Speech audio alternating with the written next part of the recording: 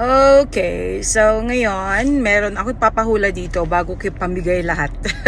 So kung sino yung makakahula nito, siya yung unang bibigyan ko ng $1. Okay, so I got this money right here. Hulaan nyo magkano to. Okay, siya yung unang mabibigyan $1. Lahat ito papamigay ko. Ito kasi yung allowance ko every week. Kaya nakikita nyo, every week ako nagpa-flat ng pera. Yun ay pang-allowance ko lang sa pagkain o kaya kung ano yung panggastos ko, mga anik-anik, mga extra-extrang kailangan kong gastusin. Pero tingnan nyo, isa-sacrifice ko alang-alang sa inyo. Di ba? Katuwaan lang to di ba? Kasi ako, kung minsan katulad niyan, pumunta ako diyan sa sa store para mag-withdraw.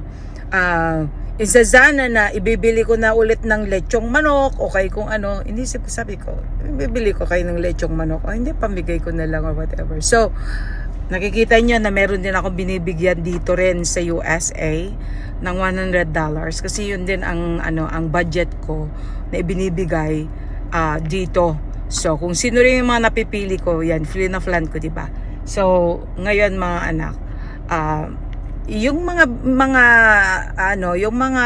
sineset aside ko talaga, talagang sineset aside ko talaga, pang allowance ko naman talaga yan. Pero tingnan nyo, sinasakripisyo ko talaga para sa inyo, di ba?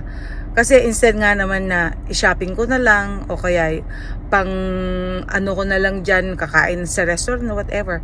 Ako kumakain naman ako ng di ba, ng matino. Kumakain naman ako, libre ang pagkain ko sa trabaho, and then pagdating ko ng bahay, di ba, at least ako nagluluto ng ng mga gulay, ganun, pang diet, okay? At least pang balance ba naman, para hindi naman lahat puro na lang yung kinakain ko, yung mga unhealthy.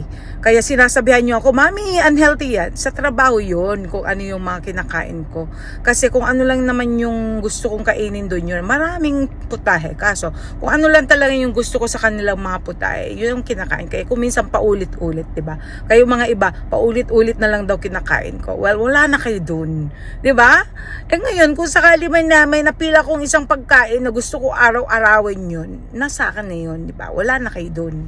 So, kung mabibigay din ako ng pera, wala na rin kayo dun, okay? Nasa akin na rin yun, di ba? Kung mas pipiliin ko magbigay ng pera, mas pipiliin ko ipamigay sa inyo ang pera ko. So, nasa akin na yun. So, yun, katuwaan lang to. Kaya yung mga humihingi ng malaking pera dyan, hello, 'di ba? Minsan-minsan lang ako pumili ng 5,000, okay, 'di ba sabi ko, paminsan-minsan yung 8 kyaw, 'di ba? After 3 weeks o kaya kung after 2 weeks man nakikita nyo, 'di ba?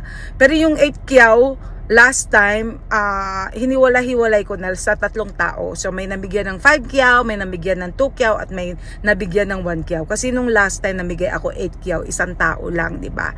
So ngayon, nakabudget lahat yan. Hindi pwedeng aaraw-arawin ko ng 8 kyaw, di ba?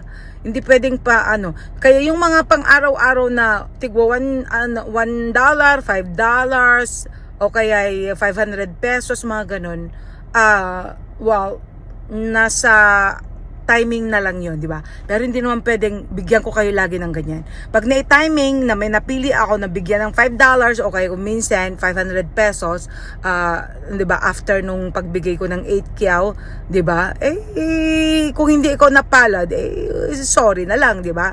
Hindi naman pwedeng lahat ay pipiliin ko din. So, kung ano lang yung talagang napupusuan ko, kung minsan hindi ko na tinitingnan mga profile nila, kung minsan nakalak, kung minsan yung pala, mga scammer na pala. Pero ngayon, mag-iingat na ako kasi yung minsan may mga gumagamit ng mga pictures ng mga bata o kay mga reseta, mga pagkatapos mamaya may babalikan ako, sabi nila kulang pa daw.